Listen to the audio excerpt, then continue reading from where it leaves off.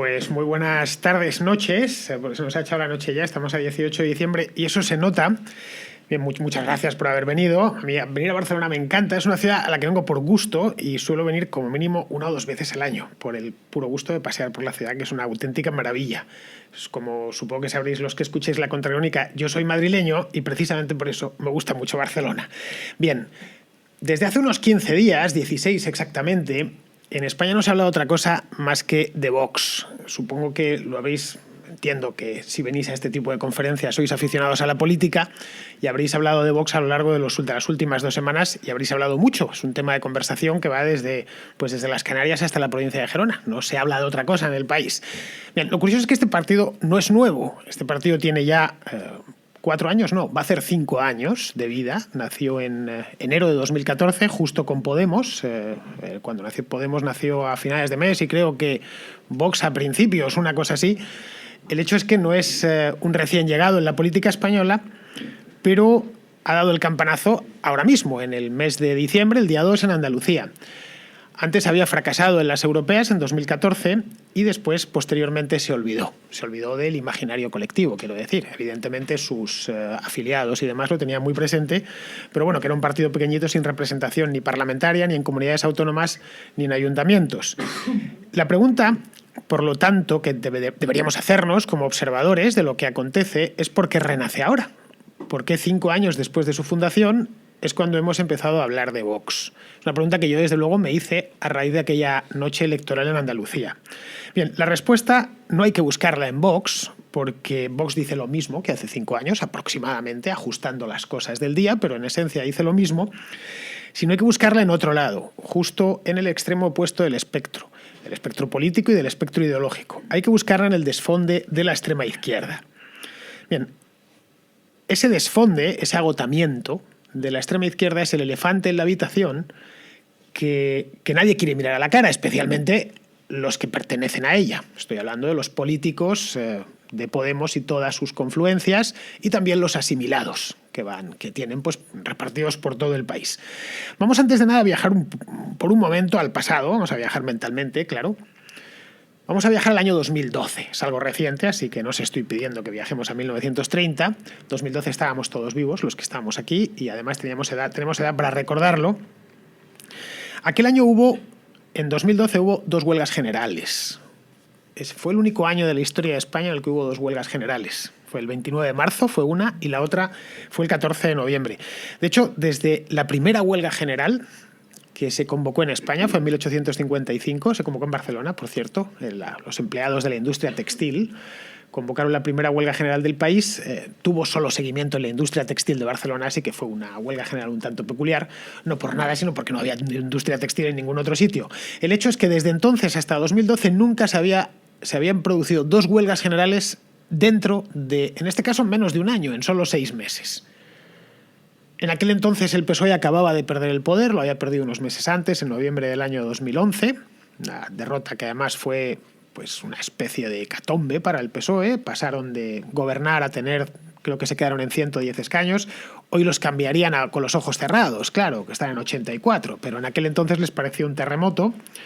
Rajoy, además, ya para el mes de noviembre del año 2012 había defraudado a los suyos, a los que le habían votado, había subido los impuestos y había hecho básicamente lo contrario, o prácticamente lo contrario, de lo que había prometido solo un año antes. Existía cierta desazón en el ambiente. Estoy hablando de la segunda mitad de 2012. El paro aumentaba y siguió aumentando hasta el mes de abril de 2013. Fue el punto donde tocó fondo la destrucción de empleo durante la crisis y nadie encontraba solución para aquello. Vamos, es tan cercano que casi podemos tocarlo, lo que sucedió en aquel entonces, en el año lo que va así el bienio 2012-2013. Estaba el terreno abonado, y ya se dijo entonces, para que aventureros, no se sabía si iban a ser de extrema derecha o de extrema izquierda, pero aventureros políticos asomasen la cabeza y tratasen de aprovechar la circunstancia. Pues bien, al año siguiente, a unos aventureros, en este caso de extrema izquierda, se les empezó a ver a partir de 2013 por la televisión. Gente totalmente desconocida, no pertenecía al sistema, ni al mediático, ni al político. Ya sabéis quiénes son, porque hoy son muy famosos y además ocupan un escaño en el Parlamento. Y su mensaje era, la verdad, muy atractivo. Era un mensaje de regeneración, echaban pestes contra la corrupción, contra el despilfarro, contra la casta. ¿Quién no podía estar de acuerdo con aquello? Todos estábamos enfadados en 2012. El que no había perdido su empleo tenía miedo de perderlo, el que no lo había tenido nunca sabía que no lo iba a encontrar, y además veíamos continuamente casos de corrupción en la televisión, a nivel nacional y también regional y municipal y todo, en fin, que el país estaba en las últimas, y aparecían por televisión unos tipos diciéndonos que ellos tenían la receta para solucionar todo aquello, focalizando muy bien el mensaje exclusivamente en esos temas: la casta, la corrupción, la desvergüenza de los políticos. Ojo, no eran los únicos. En aquel entonces aparecieron todo tipo de salvapatrias por televisión, por radio, por YouTube. Yo lo recuerdo a la perfección. Yo me dedico al periodismo desde hace ya muchos años y estas cosas pues me gusta observarlas. De hecho, no sé si habéis oído hablar del rey del cachopo, que le acusan de matar a su novia. Bueno, pues se montó una cosa, me enteré leyendo, después, me he enterado ahora, se montó una cosa en 2013 que se llamaba la Liga contra la Corrupción. Fijaos si en aquel entonces, esos meses que van de 2012 a 2013, había una demanda una demanda social de tipos que dijesen tener la solución a todos los males que afligían a la patria en aquel momento. Digo el caso del rey del cachopo porque es muy conocido ahora mismo, pero que no fue la única iniciativa. Veíamos continuamente asociaciones que aparecían, cada vez que había una huelga, los colectivos y demás decían tener todos la solución definitiva para todo lo que sucedía, mientras los partidos pues estaban bloqueados, especialmente el PSOE y el Partido Popular también, porque estaba gobernando y además le estaba cayendo toda la mierda que había acumulado durante mucho tiempo. Los casos, la historia de Bárcenas, de aquello del Gürtel, no eran casos de corrupción de aquel momento, sino que se estaba juzgando la década anterior. Bien, de todos estos, los que consiguieron capitalizar todo aquello fueron unos profesores, como siempre sucede, los más insospechados. Fueron unos profesores de la Facultad de Políticas de la Universidad Complutense. Es decir, nadie lo hubiese dicho. ¿Cómo? Más profesores, exceptuando a uno de ellos o un par de ellos, el resto eran profesores interinos, lo que antiguamente se llamaba penenes. Es decir, ¿quién nos iba a decir a principios de 2013 que al país le iba a terminar dando la vuelta unos penenes? De hecho, no era la primera vez. Ya en la transición vinieron los penenes. Lo que pasa es que esos vinieron de la mano de Adolfo Suárez, que en cierta medida también era un penene. Pero bueno, el hecho es que estos tipos fueron los que capitalizaron todo ese descontento. En 2014 las europeas se hicieron con 5 eurodiputados, contra pronóstico. De hecho, nadie se los tomó en serio. No sé quién fue dentro del PP, pues alguna lumbrera tipo Hernando dijo aquello de que eran unos frikis y que no iban a conseguir nada. Un año más tarde entraron ayuntamientos, pero entraron como un maremoto dentro de los ayuntamientos. Es más, gobiernan aquí en Barcelona, también en comunidades autónomas. Y a principios de 2015 ya se veían en el poder. Ahí están las manifestaciones, ahí están los mítines, las encuestas del CIS les estaba dando, creo recordar, en la de enero de 2015 les estaba dando un 28%, es decir, victoria prácticamente asegurada. Pero curiosamente en el curso de 10-12 meses terminaron naufragando. Hubo elecciones en diciembre de 2015. Es como que se les acabase la cuerda. Es algo que ellos no terminaron de digerir muy bien. Es decir, que cuando el país descuenta que no son trigo limpio, o que traen un programa oculto que va más allá de la mera regeneración o de acabar con la casta o de acabar con el despilfarro y la corrupción, ya estaban dentro del sistema.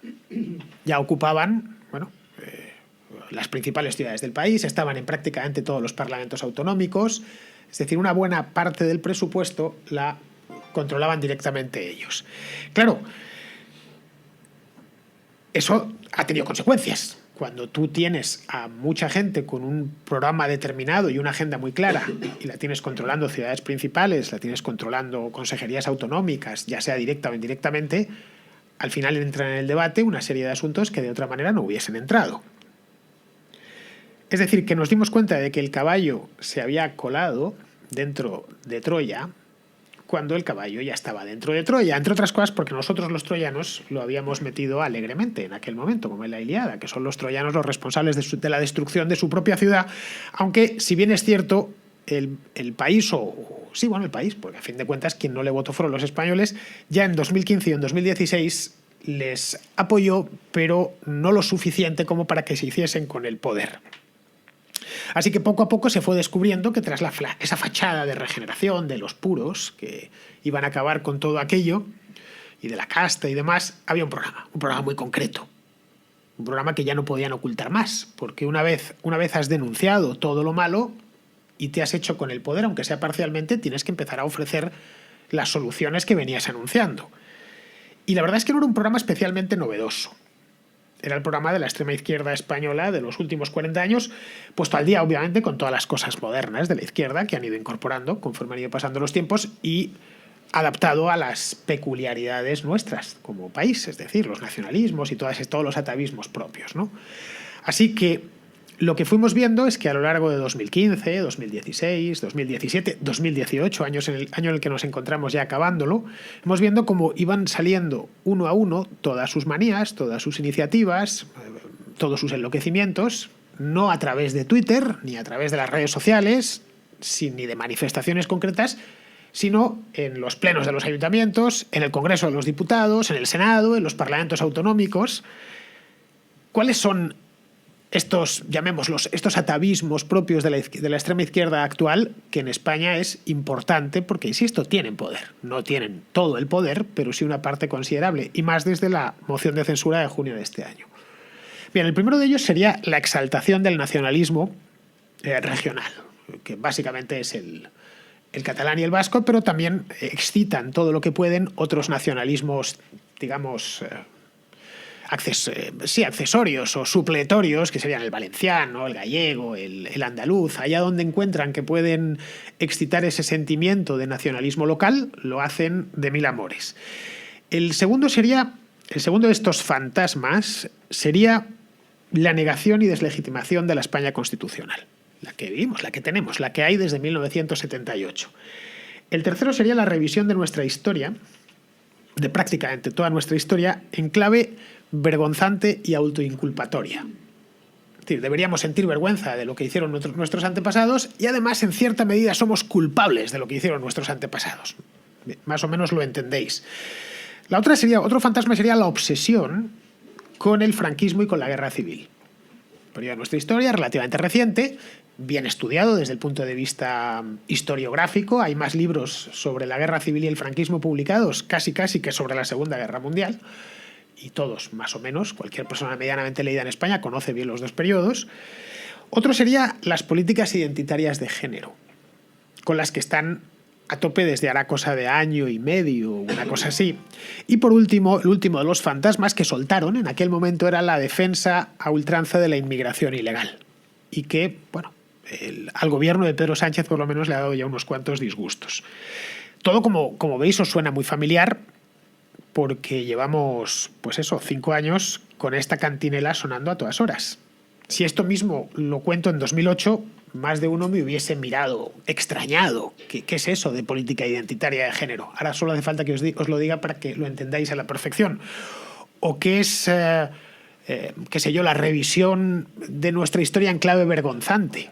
Era algo que ya estaba ahí, pero pertenecía a pequeños núcleos de izquierda poco representativos y desde luego no con acceso a los grandes medios ni con acceso al debate nacional. Cosas que hemos visto, por ejemplo, de volver a cambiar los nombres de las calles de las ciudades. Aquí le quitaron la estatua a Antonio López hace no mucho, uno de los barceloneses más ilustres del siglo XIX. Es que era esclavista. Washington también era esclavista y la capital del país fue el Almirante Cervera. Lo hemos visto por todas partes, ¿no? Bien. Es decir, que lo que os digo ni os extraña, ni os parece una exageración, es algo meramente descriptivo. Lo que está sucediendo, lo que venimos viendo desde hace, aproximadamente 4 o 5 años, sobre todo 4, que es cuando entraron en ayuntamientos y en comunidades autónomas. En un país tan descentralizado como el nuestro, pues obviamente el tomar poder regional y local es tomar una buena parte del presupuesto y de las políticas públicas. Bien, vamos a ir uno a uno. El primero de ellos, que es el de la exaltación del nacionalismo regional, que en concreto en Cataluña, ha coincidido en el tiempo con el proceso. Esto ha sido casual, pero han sido dos fenómenos que se han dado de manera concomitante. Desde que los ayuntamientos del cambio o la irrupción de esta de esta extrema izquierda en el debate nacional en torno a 2012 y 2013 y el nacimiento del Procés es que van paralelos. El Procés creo que empieza en 2012, en la diada de aquel año. Y han ido, pues, si no de la mano, prácticamente de la mano. De hecho, el mejor y el más confiable aliado de Puigdemont no está en Barcelona, no está en Flandes, está en Madrid. En concreto en La Navata, que es una urbanización que hay en la Sierra de Madrid y se llama Pablo Iglesias. Es decir, el mejor y más confiable aliado de Puigdemont y por extensión de Quim Torra y de los políticos independentistas catalanes ha sido, es y será Pablo Iglesias y en general todo su entorno. Esa es la cruda realidad. Y de nuevo no es una opinión, es un hecho. Voy a las entrevistas, les fue a ver a la cárcel, con el otro hablo por teléfono. Esto es lo que se ha podido ver de cara a la galería. Imaginaos lo que no se ha visto, que siempre suele ser muchísimo más de lo que los políticos nos ofrecen. En este tema, la izquierda siempre fue complaciente con los nacionalismos. La izquierda española, desde la transición, sentían como cierto sentimiento de culpa hacia el nacionalismo catalán, como si se les debiese algo, o hacia el nacionalismo vasco, o hacia cualquier tipo de nacionalismo. Es decir, si aparecía un tipo en el Bierzo diciendo que habían sido objeto el Bierzo está en León, habían sido objeto de la opresión española y tal, pues automáticamente los partidos de izquierda locales se volcaban con esa causa. Digo, el Bierzo como cualquier otro rincón del país. Bien, actualmente, si bien la izquierda siempre fue complaciente con este tipo de ideologías nacionalistas, actualmente es una alfombra. Y de nuevo me remito a los hechos.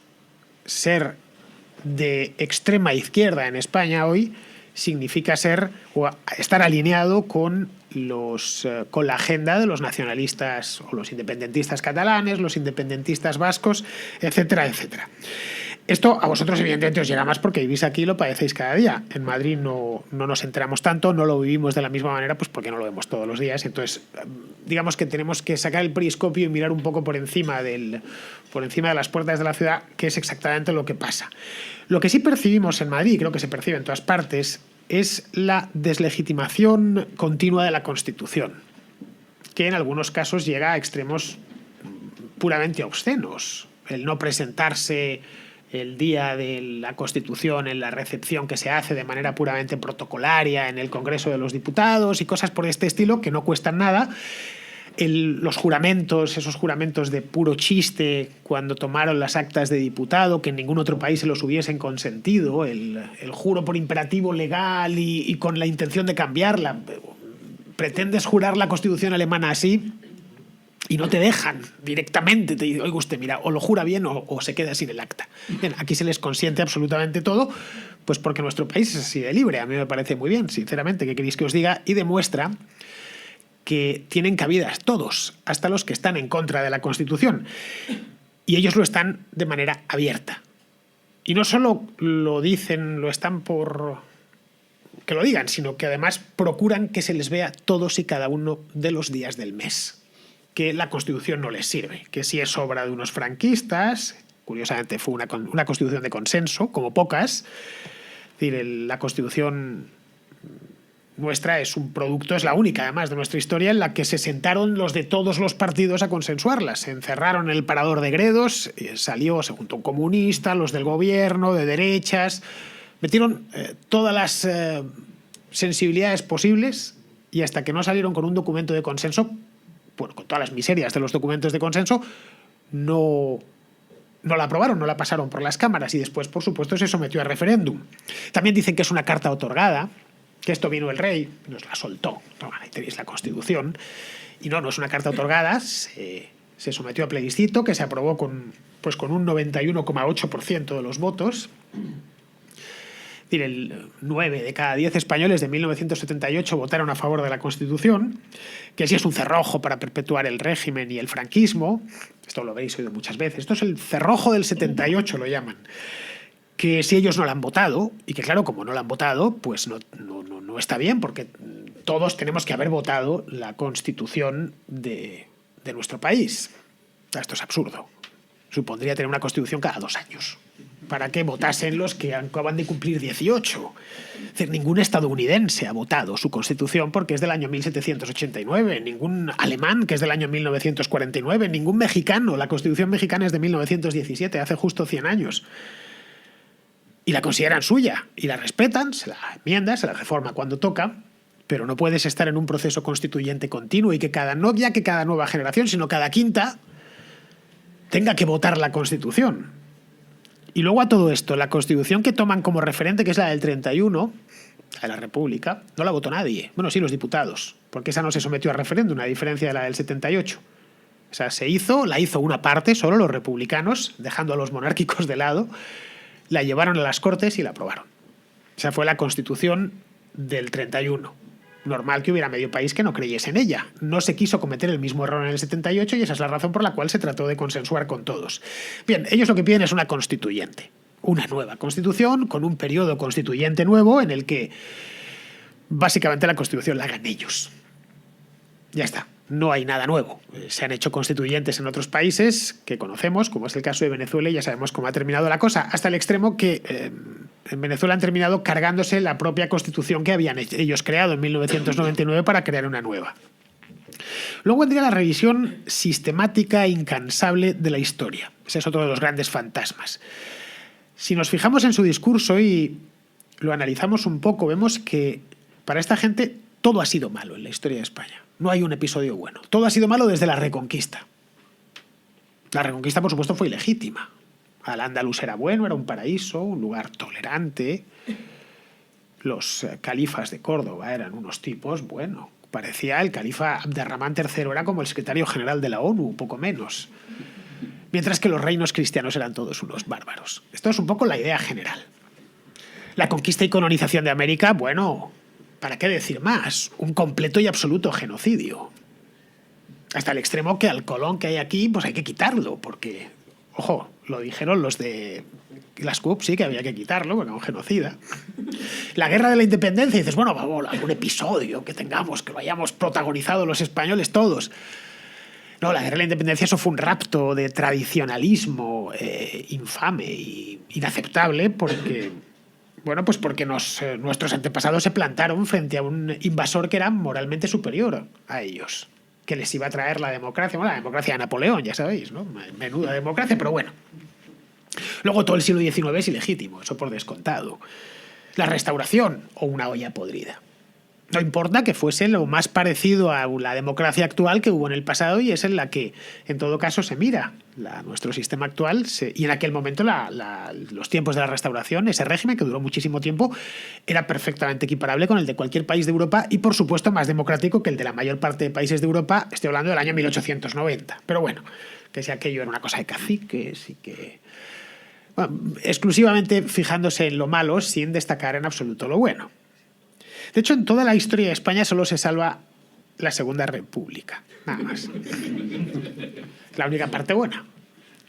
Que, por supuesto, la han tenido que engalanar de una serie de atributos de los cuales careció. Es decir, nunca los tuvo, al menos más allá del papel. O sea, pues que era pacífica, que estuvo consensuada, que era tolerante, en fin. Luego le sacas la Ley de Defensa de la República y no se la... ¿Cómo es? Pero es posible que al que fuese monárquico... ¿Lo metían en la cárcel? Sí, sí. Es decir, si hiciésemos una ley de defensa de la República aplicada al régimen actual, los republicanos estarían fuera de la ley. En la Segunda República ser monárquico era estar fuera de la ley. Bien, esto no les gusta que la saques de paseo, pero es que es la verdad.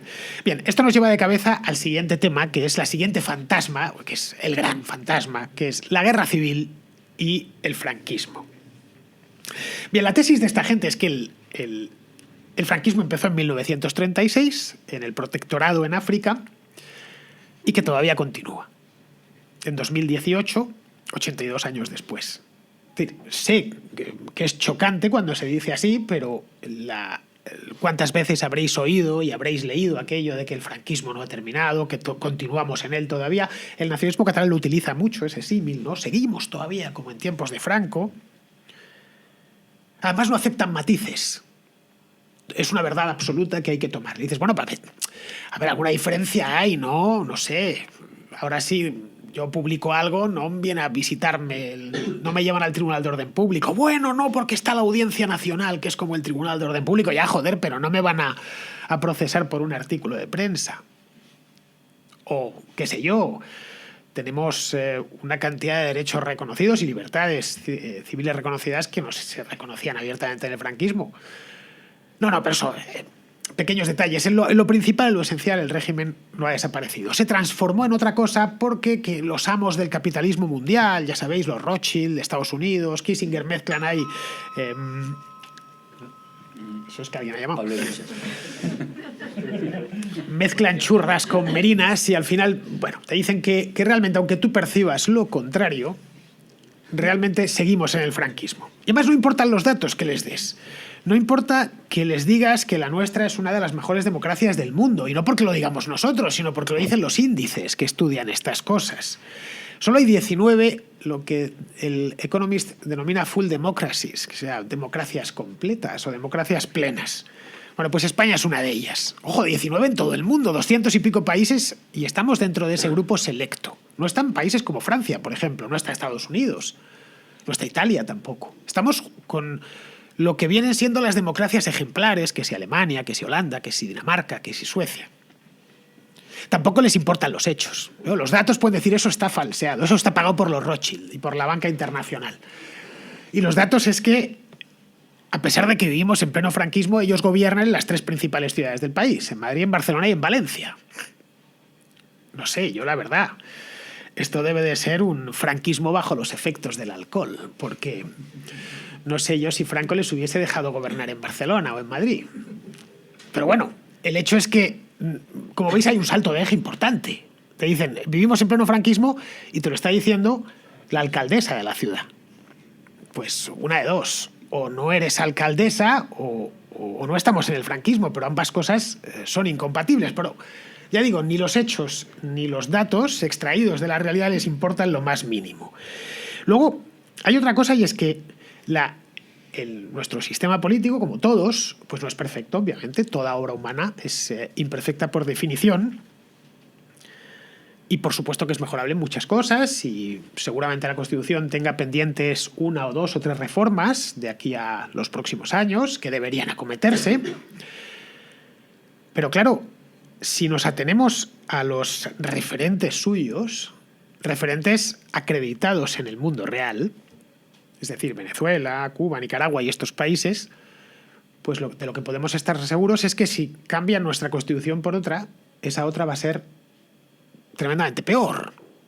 Si nos ponen una Constitución, por ejemplo, como la bolivariana del año 1999, que endiosa al Poder Ejecutivo una especie de dictadura democrática, una cosa así, ¿no?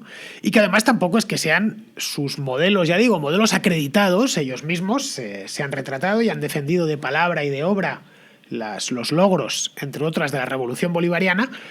Tampoco es que sobre ellos se haya construido sociedades prósperas, ni especialmente ricas, ni respetuosas con los derechos humanos. Luego, el último fantasma por comparecer, este ha sido el último que nos han presentado, que hemos tenido el gusto de conocer, es el del discurso identitario de género que tan en boga está últimamente. Este tampoco es nuevo, ¿eh? Ya estaban con estas historias hace unos años. Lo que pasa es que pasaba desapercibido pues, ante las urgencias de la crisis. Bueno, cuando la gente estaba desempleada, pues no les podías venir con el heteropatriarcado. Tienes que decirle, no te preocupes, que cuando lleguemos al poder te vamos a poner una renta básica y además vamos a conseguir que no te despidan. Vas a prohibir el despido. Claro, una vez ya, sí, en Venezuela medio lo prohibieron, el despido. Es poco menos que imposible despedir a un trabajador en Venezuela.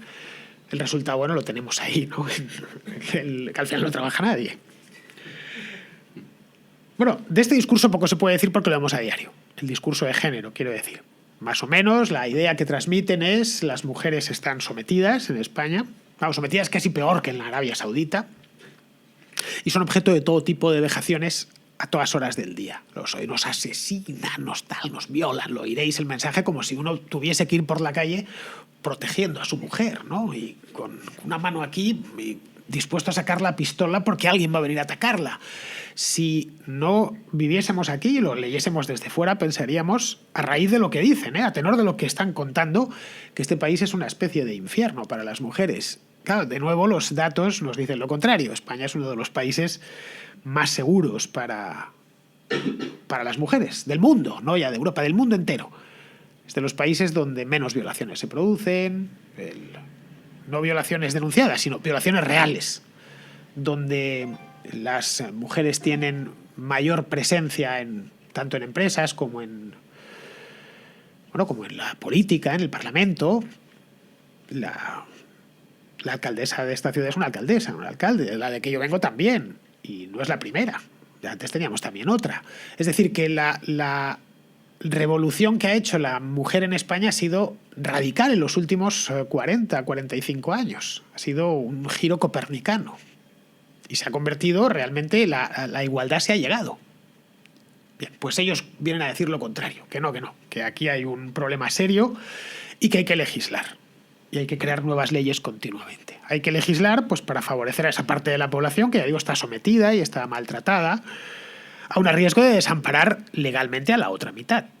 Claro, si creas leyes favoreciendo a un grupo, evidentemente tienes que perjudicar, por obligación vas a perjudicar al otro grupo. El apartheid, por ejemplo, beneficiaba a los blancos, pero perjudicaba a los negros. No había otra. Las leyes, una ley de tipo identitario, y una ley racista es una ley de tipo identitario, siempre va a tener los que no pertenezcan a esa identidad, no tengan esa identidad, van a ser las víctimas. Y, por supuesto, a la parte de la población causante de todos los sinsabores femeninos, que pues son los hombres, a esa parte hay que reeducarla. Hay que reeducarla a la fuerza.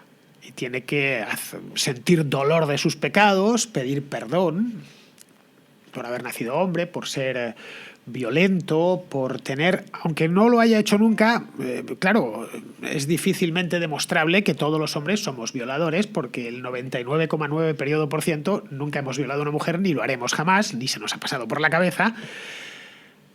Lo que nos vienen a decir es que lo llevamos dentro porque va dentro de nuestra naturaleza y que, por si acaso, desde niños nos tienen que meter eso en la idea, nos tenemos que feminizar y demás. Bueno, todo este discurso lo habéis oído mucho porque de 1 año y medio, 2 años a esta parte no se habla de otra cosa.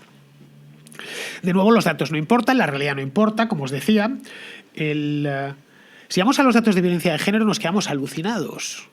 En España hay mucha menos violencia de género que en países como Suecia o como Noruega o como Finlandia, que se suelen poner como ejemplos de igualitarismo.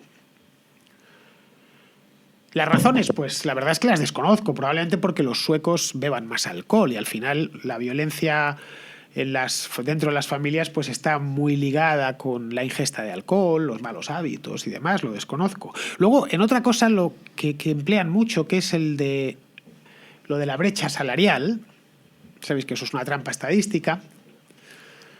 Dice, no, pero las mujeres tienen un techo de cristal que no van a ascender nunca y eso lo repiten cada 8 de marzo una y otra vez de manera insistente.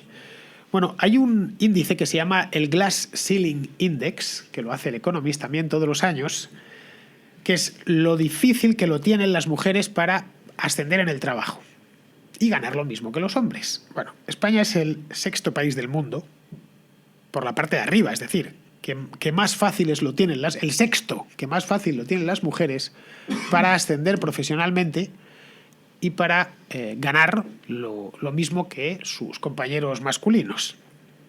Luego, otra de las cosas que hay aquí, que tampoco la quieren ver, a pesar de que la trajeron ellos o sus antecesores, es que tenemos una de las leyes de violencia de género más ventajosas para las mujeres.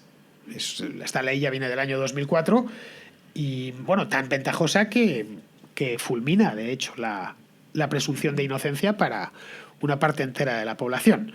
Pues bien, a pesar de todo esto, insisten con el heteropatriarcado, la cultura de la violación, la masculinidad tóxica, y es un continuo, todos los días. Y siguen. Y además, como la política es transversal, pues se lo llevan a los colegios y a las universidades. Y claro, quieren legislar sobre semejantes chifladuras. Es decir, introducir en el texto de la ley cosas como cultura de la violación o masculinidad tóxica. Bien, el último de los fantasmas es la inmigración, de la cual se ha hablado mucho este año a raíz del gran estreno de Pedro Sánchez en la presidencia del gobierno, metiéndonos el barco el Aquarius.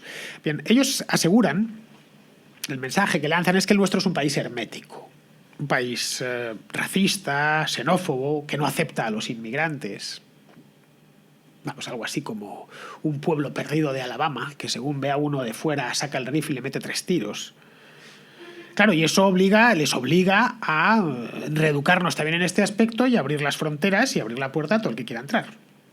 ¿Por qué? Pues porque es un derecho humano y porque nadie es ilegal. Lo habréis oído, ningún ser humano es ilegal. No, eso por supuesto, claro que ningún ser humano es ilegal. Bien, a partir de aquí, más allá de los eslóganes, que están todos muy bonitos, en ningún país del mundo, en ninguno, cuando digo ninguno es que es en ninguno, las fronteras están abiertas. Abiertas de par en par, quiero decir. En ninguno. Todos los países, hasta los países que ellos admiran, como puede ser el caso de Venezuela o de Cuba, tienen políticas migratorias más o menos restrictivas. En el caso nuestro es muy poco restrictiva y en el caso de países del tercer mundo, en muchos países son tremendamente restrictivas. Yo viví en Guatemala y cuando llegué solicité los papeles. A los 10 meses todavía no me habían autorizado quedarme. Unas lentitudes, una burocracia brutal, me tuve que gastar un dineral, al final para nada. Luego hay otra cosa, de nuevo los hechos. España es de los países más abiertos y más acogedores del mundo. Esto yéndonos a los hechos, dejando las soflamas a un lado. Es de hecho todo un ejemplo a seguir y un modelo de convivencia que nos podrían copiar perfectamente lugares del mundo, especialmente de Europa, donde sí tienen problemas con los inmigrantes. Actualmente, a nivel nacional, el 9% de la población española es inmigrante. 9%, es 1 de cada 10 habitantes del país nació fuera. En Cataluña es el 13,8% y en Madrid el 21%. Esa es la realidad. Y no tenemos guetos, no tenemos problemas, batallas étnicas, no pasa lo que en otras, por ejemplo, en París, donde tienen problemas, efectivamente, en los banlieues, a las afueras de las ciudades, que les queman coches. Tienen disturbios de este tipo en España no se han producido. Pero vamos, si nos vamos al total nacional, lo que nos encontramos es que hay 9 inmigrantes por cada 1.000 habitantes. En Francia hay 5,7 por cada 1.000 habitantes. En Italia, 5 por cada 1.000 habitantes. La media de la Unión Europea es de 4,6 por cada 1.000 habitantes. La duplica España. Con 0 problemas. ¿Esto es propio de un país hermético? ¿Propio de un país de racistas, de xenófobos? Yo creo que la inmigración es buena, sinceramente. Y siempre la he defendido. Creo que un país con inmigrantes es un gran país. Nos dice indirectamente que nuestro país es deseable, que el resto del mundo quiere vivir aquí. Cada vez que alguien entra y no sale, significa que el lugar en el que vives es el adecuado. Pero claro, aquí no cabe todo el mundo. Todo el que quiere entrar, desde luego. No cabe por una razón sencilla, y es porque no hay ni empleo ni recursos para todos. Es decir, vamos a tratar de meter aquí ahora mismo, 5 millones de personas más. Pues sería un problema. Especialmente si esos 5 millones de personas no hablan nuestro idioma. No se pueden emplear, por ejemplo. Que eso pasa especialmente en la inmigración que nos llega desde el norte de África, más que desde el norte de África, desde el África subsahariana. Luego de lo que se trata es de ordenarla. Es decir, decidir qué inmigrantes quieres, partiendo del hecho que la inmigración es buena y que además en nuestro caso, que está el país muy envejecido, va a ser necesaria, pues ordenarla como hacen en Australia o como hacen en Nueva Zelanda, que son países de inmigrantes. Entonces, ¿por qué a pesar de que los hechos dicen exactamente lo contrario de su propaganda, insisten en esto? Insisten en que se tiene que abrir la puerta como sea. Pues obviamente porque quieren clientelizar a toda esa población y ponerla, o eso piensan ellos, ponerla a su servicio. Bien, pues desde hace 5 años todos estos fantasmas, he dado un repaso por encima y os han resultado bastante familiares. Todos recorren España. Son tan comunes que estamos habituados a hablar de ello pues prácticamente a diario. ¿Ves? La recorren de punta a punta. No hay ninguna región ni ningún lugar que se haya quedado al margen de estos debates. Pues bien, estos 5 fantasmas han empezado a perder fuelle. Han sido tan pesados con estas cosas que han terminado provocando cierta reactancia social. La gente se ha hartado, en una palabra. Lo cual tiene lógica, si vamos de nuevo a la realidad. el nacionalismo pues, o el independentismo nos ha terminado obsequiando con una crisis de primera magnitud que fue la del año pasado aquí en Cataluña. La Constitución, a pesar de todo y de lo que nos vienen a decir, nos es útil y nos ha sido útil durante los últimos 40 años y más o menos hay cierto consenso entre la gente normal, estoy hablando, no ideologizada, de que está bien aunque le haga falta alguna reforma. Luego nuestra historia no tiene nada de especial, ni para lo bueno ni para lo malo. Es la propia pues, de un país del sur de Europa, de la fachada atlántica de Europa, no muy distinta a la de Francia, a la de Portugal, a la de Inglaterra, con sus momentos gloriosos y sus momentos lamentables. Nosotros somos el resultado de una mezcla de ambas. Y ambos es bueno, los buenos y los malos momentos es bueno conocerlos y estudiarlos sin sentir vergüenza ni tampoco sentir orgullo. Simplemente lo que pasó, pasó y nosotros somos el resultado final. Luego el franquismo forma parte de esa historia. Es muy reciente y lo tenemos más presente, pero vamos, utilizándolo como espejo negativo, las últimas generaciones de españoles han conseguido levantar una democracia que es ejemplar a los ojos de los que están fuera. Utilizando muchos aspectos del franquismo, como no queremos ser así, vamos a ser de la otra manera, nos hemos convertido en uno de los países más abiertos y tolerantes del mundo. Porque hasta incluso a lo que se le acusaba al franquismo, que era muy intransigente, España se ha convertido justo lo contrario, uno de los países más abiertos, por ejemplo, con cosas como la homosexualidad. Es de los países donde no ya que se tolere, sino que además se recibe mejor. Y de cualquier manera forma parte de nuestra historia y como tal tenemos que aceptarlo. No podemos cambiar lo que sucedió hace 80 o 90 años. Luego, los excesos del discurso de género y lo enloquecido de sus soflamas, que cada día además enloquece un poquito más, pues han terminado cansando. Es decir, no le puedes estar continuamente diciendo a la mitad de la población que es culpable de nacimiento. No, es que mira, naciste culpable, ¿qué le vamos a hacer? Y eso es básicamente lo que vienen a decir, especialmente a los más jóvenes, que no lo entienden. Bueno, y esperar además que toda esa parte de la población pues agache la cabeza y ponga el lomo para que le sacudas. Que es un poco la idea principal que preside todo esto. Y ya por último, la inmigración, pues la verdad es que en España es bien recibida, a pesar de lo que dicen. Es bien recibida por el conjunto de la población, estoy hablando. Yo creo que en todos los barrios de las principales ciudades hay inmigrantes de distintos países y no suele haber casi problemas con ellos. Y cuando los hay son menores. Pero claro, es bien recibida cuando se integra en nuestra comunidad y cuando no da problemas. Y ese no es el caso de muchos ilegales que vienen de África especialmente, que no conocen nuestro idioma y por lo tanto tienen muy difícil emplearse y encontrar un trabajo y quedan pues para la venta callejera, para las ayudas sociales o directamente terminan dedicándose a la delincuencia. Son cosas que se ven y eso ya no gusta tanto. Por lo tanto, el tema de la inmigración, la gente te va a decir, el español medio estoy hablando, va a decir, pues sí, me parece bien, pero con cierto orden. Yo tengo un compañero de trabajo que es de aquí o un vecino que es de allá y está muy bien y es gente estupenda, pero claro, cualquiera entiende que, como no en España, sino en cualquier país del mundo, entiende que estas cosas hay que saberlas ordenar. Ni más ni menos, no tiene absolutamente nada de malo. Bien, pues lo que observamos es que tras 5 años embriagados por los cantos de sirena del izquierdismo radical, se vuelve a imperar el sentido común, en buena medida. Es decir, que su ciclo, se está cerrando. Y eso es lo que hemos visto, la señal de alarma que nos ha dado la victoria de Vox. Bueno, no solo de Vox, que también Ciudadanos ha crecido de manera ostensible en Andalucía. Claro, la pregunta, por lo tanto, ahora, en diciembre de 2018, es saber por dónde va a ir esto. Aquí ya es meterse adivino y a mí no me gusta porque no tengo bola de cristal ni nada por el estilo. La verdad es que no lo sabemos.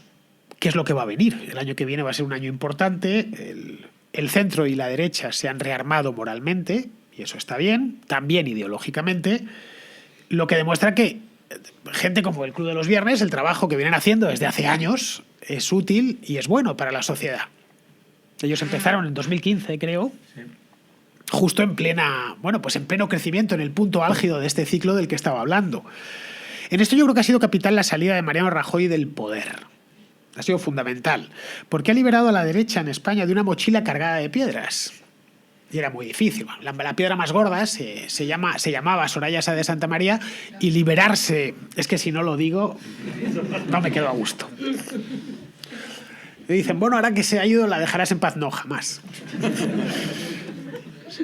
Bueno, el año que viene asistiremos a una polarización creciente, creo yo, porque hay muchas elecciones seguidas, aunque claro, aquí hay un tema, y es que los que están a la defensiva son ellos ahora, y estaban acostumbrados a estar al ataque.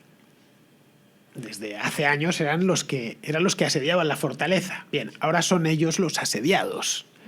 Y se ha podido ver, por ejemplo, claramente en Andalucía, y se va a ver en Barcelona en el mes de mayo, en Madrid, en Zaragoza, en Cádiz, prácticamente todas las comunidades autónomas. Claro, cuando tú tras 5 o 6 años has estado llevando la iniciativa, de pronto pasas a padecer la iniciativa del contrario, el cambio es bastante traumático. En fin, que yo creo que este año va a ser un año digno de ser recordado, el año que entra, quiero decir, 2019. Así que yo creo que deberíamos enfrentarlo con ganas, porque como espectadores de todo este espectáculo, que no dejamos de ser espectadores, lo suyo es que lo disfrutemos. Bueno, muchas gracias. Vamos a pasar ahora a un turno de preguntas, ¿no? Por si os interesa.